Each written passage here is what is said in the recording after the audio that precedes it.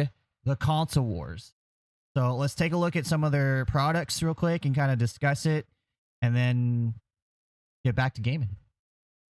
Hey everyone, this is Steam Deck. Steam Deck is our powerful, portable, handheld gaming PC that lets you take your Steam library with you anywhere.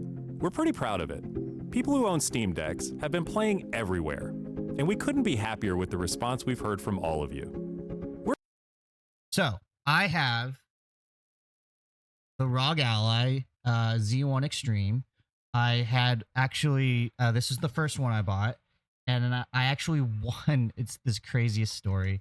I did one of those Twitter giveaways that NVIDIA was doing. You know how they have their cloud gaming service? They were giving away Steam Deck, and I entered. And like a couple months later, they said, hey, we need your information because you're a potential winner. I gave them my information, and I won a Steam Deck. So it's downstairs. That one's what my wife uses. But I gotta say, compared the two, you know, even though I can't play Destiny easily on the Steam Deck is that machine that sort of bridges the gap for console gamers to PC gamers. It is a handheld, so there is that still apprehension, but the Steam OS on the Steam Deck is absolutely amazing for just getting in and going. And games seem to be more optimized for it. We played Assassin's Creed Shadows on it, no problem. Whereas on the Steam Deck or on my ROG Ally, there was a little bit of problem. It could have been user error on my part, not doing the settings right. But I didn't have to do any settings on this one, and on the Steam Deck, and it absolutely worked. So I'm a huge believer in what Valve is doing with Steam Deck. We're excited to talk about the future of Steam Deck, but not today, because this isn't a video about the future of Steam Deck. This is a video about the future of Steam hardware. Today, we're announcing 3 new members of the Steam hardware lineup. All connect you with powerful PC gaming, all are optimized for gaming with Steam, and all are shipping in early 2026. Let's start with this one. I gotta say, the ergonomics on this look weird, but I get it. This is the new Steam controller. The new Steam controller puts all of your Steam games at your fingertips, so you can play wherever and however you want. Just like with Steam Deck, we want you to be able to play any game with your Steam controller, even games never built with a controller in mind. It has all the great features from Steam Deck, like trackpads, gyro, and back buttons, all in a comfortable form factor. That's awesome. I'm so happy about its next generation buttons. magnetic thumbsticks let you play with improved responsiveness and longevity. We've put capacitive touch sensors on the thumbsticks and now on the back of the controller too, so you can enable precision gyro aiming with the touch of your thumb or your pinky if you're feeling fancy. Play for way too long with a rechargeable lithium-ion battery that allows for over 35 hours of playtime. With Steam Controller, we want to make charging and wireless pairing something that's actually easy. That's why we created the Puck. The Puck is a combination wireless adapter and magnetic charger included with every Steam controller. Snap it on to charge. Once you're charged up, snap it off again. You can play over Bluetooth or a wired connection too. The new Steam controller works with any device running Steam or Steam Link, whether it's a PC, Mac, handheld, smartphone, Steam Deck, or the new Steam machine. Oh! Yo, that's so cool. I gotta say, it looks kind of weird with the trackpads on and stuff, but this is kind of like a little bit more traditional as far as like it's like an Xbox layout for me. And I gotta say, the layout, I don't have the Steam Deck, it's downstairs, but the Steam Deck's layout, it feels a lot more comfortable to play on the Steam Deck than with the ROG Ally. Like, and plus they have the 4 buttons on the back, which it looks like they did the same with the controller. That I'm probably gonna get that controller, not gonna lie. I do more controller gaming with the handhelds. I'm not gonna lie, I'm probably gonna get that controller. And then they're about to talk about the Steam machine. Thomas says, my son has one, Steam Deck, looks cool and play on the go. HD2 and Arc play well on it. Yes, yes, yes. Yes, yes, yes. This is the new Steam machine. I'm excited about this. Steam Machine is a powerful gaming PC in a small but mighty package, designed for your games on the big screen. It's quiet too, which is crazy since it's 6 times more powerful than a Steam Deck, powered by a discrete, semi-custom AMD GPU, enabling 4K gaming at 60 frames per second with FSR. Steam Machine runs SteamOS made for a bigger screen, built for gaming in your living room, your office, or wherever you play, with the rest of your PC accessories. Steam Machine borrows some great features from Steam Deck, like lightning-fast sleep and wake, an SD card slot to easily expand your storage, and brings some new tricks of its own, like a customizable LED strip, which can show different system functionalities, or your own light show. Steam Machine is a PC, so run whatever software you want, and it works with all your favorite desktop and gaming accessories. Steam Machine is designed to work hand in hand with the Steam controller, with the low latency, wireless connectivity of the Steam controller puck built right in. And it's great for streaming your games to your phone, tablet, laptop, Steam Deck, or Steam Frame. Oh, yep. Yeah. This is Steam Frame. Another device. I think this one's cool. Steam Frame is Valve's next generation VR hardware. Stream all your Steam games, I think VR that's gonna and be cool. non-VR alike, in this comfortable, lightweight, wireless VR I want to get all of them, like you're Steam saying, Frame Dixie. uses camera-based tracking, so getting into your games is as easy as slipping on the headset and waking it up. Steam Frame controllers, included with the headset, are designed with all the inputs you need for your VR titles, like motion controls and capacitive tracking for all your fingers, as well as a split gamepad layout to work with your whole Steam library. They even feature the same magnetic thumbsticks as Steam controller for responsiveness and longevity. Steam Frame also pairs seamlessly with the new Steam controller, a great companion for playing non-VR games in the headset.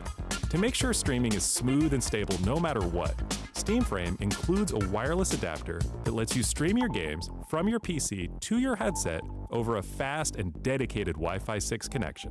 And the game is streamed to your frame optimized for VR, using new technology that allows for the highest resolution streaming exactly where your eyes are looking.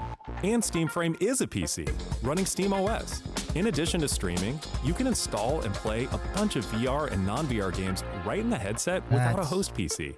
You can also expand your onboard storage to fit even more games with a micro SD card. Steam controller, Steam Machine, and Steam Frame. All built with the same DNA as Steam Deck. All powered by Steam, work together, and can be used however you'd like with whatever peripherals and accessories you choose. I'm excited. Everything you see here is the culmination of what we've learned from our previous hardware experience and what we've wanted ourselves as gamers. Powerful PC gaming in an open ecosystem, giving you more ways to enjoy the games you love and discover new ones.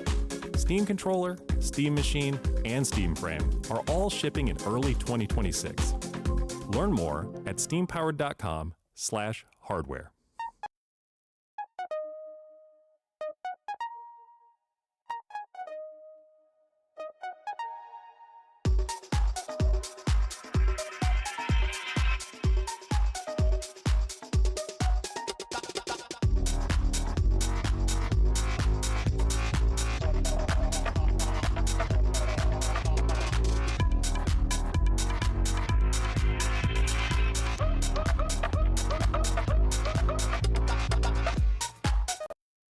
I think it's cool.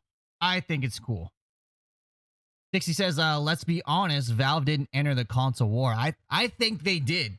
I think they did. Unless you're saying they didn't enter it, they ended it. I think this is exactly what is needed to bring console people over. No, I'm excited because I've always wanted to get my son into like PC gaming and stuff so we can game together easier. And I think the Steam Deck's going to do it, as well as it's depending on the price. The Steam Machine, depending on the price, it could be a major W or a major L. With the Steam Deck and its pricing and everything and how they haven't updated it or anything like that, I think they're very targeted on who they want, and it's more like kind of like maybe my PC specs, where I'm not gaming at a 3090 or 4090 or 5090 or whatever. I'm sort of like middle range specs to low specs, and I think sometimes that's just fine. You know what I mean? I think that's that's a good market, especially with upscaling and stuff like that. It's gonna still have a good experience. So I'm excited to see how it goes. So here's why I say it's not in the console. All right, Dixie, why do you say that? And I think I think the Steam machine is going to be sort of their target to get people into the Steam ecosystem. I think the VR headset will still be average market price. I don't think they're going to try to undersell other VR headsets. I could be wrong. But I feel like it's going to be still a premium. And the Steam controller, that one could also still be a premium. But I think the Steam machine is going to be their sort of like, we're going to take a loss on this just to get people in the ecosystem. Look at NUCs. It's essentially the same thing, just bigger. What do you mean? What's an NUC? I think I think me asking what is an NUC is very much so my point in why I think they entered the console war. They came out, made a big announcement about it. Everyone's talking about it. Everyone's buzzing about it. Made it look like a console. You know what I mean? And when you do jump into the Steam Deck, it's literally you jump in, your Steam library is there, you pick a game and you go. There's not really much finagling. It's like when it's not in the Steam market, like Roblox or whatever, that's when you kind of like things get a little like, how do I figure out how to play this? And then it gets kind of more in the PC. You need some PC knowledge on that. But so NCU, basically a PC, really small package. Right. I guess I don't know what an NUC is. I know that there's really small PCs out there. I don't really necessarily think the size is kind of the issue. Like obviously there is that form factor to get it on next to your TV and stuff like that. I think it's just what people don't want to do is connect their PC to their computer and then have to go through Windows or have to update this part of the thing or that thing or whatever. They just want to get in, turn it on, get into their game and go. So this is a external GPU gaming mini PC, and we're talking $1,964. I mean, I don't think the Steam machine is going to be that much, but they're around. Small form factors are around. The difference with that Asus NUC, unless I'm completely wrong on that, is it's probably still running Windows. The Steam machine is going to run Steam OS. You're literally going to press power and go right into your game. But look at that and look at, what are you talking about, Dixie? What are you trying to get on, man? I'm telling you the difference. It's the operating system. It's the fact that you can literally plug it in and go. That is a huge difference. That is a huge difference. Like, not for you and me, because we've been in the PC market, PC gaming for a while now. Not for the likes of us, but yeah, it's for a console. Like, for example, I have to come in here on my PC and set up Assassin's Creed for my wife. But with the Steam Deck, she literally just turns it on, picks the game, and goes. And that's the power of Steam OS. I think they're gonna open it up. It'll still be probably Linux based, but you'll probably get other game launchers available on there. I think that's what they're saying. I could be wrong. We're gonna have to probably get more information on that. Or they're gonna have to tell us like more details on what it can specifically do. Because that's the biggest thing with Linux gaming is a lot of anti-cheat won't allow Linux gamers to play their game. Like Destiny 2, for example, is a good one. So like the operating system and the barrier to just jump in and go, that's huge. That is ginormous. yeah, like I said, my wife, she just turns on the Steam Deck and she goes. And I think that's a lot of the reason why certain products that are better do worse. So like Android, for example, Android versus iPhone. Android, you could do like all sorts of crazy stuff with this. iPhone, very simplified and very just, you turn it on and it's going to do what it's advertised to do and nothing more. And so what I think is really neat about that is, and smart about that is, it's just simplified and you just go right into it. But the Android, you know, there's a lot to it. Like, dude, there are so many things when you turn on a Samsung phone for the first time that you have to learn. And there used to be even a lot more stuff that wasn't very user intuitive, like how like you can read it and like your eyes, depending on where your eyes were at, it would scroll down the page. Like it was really, really cool. Really, really cool tech. So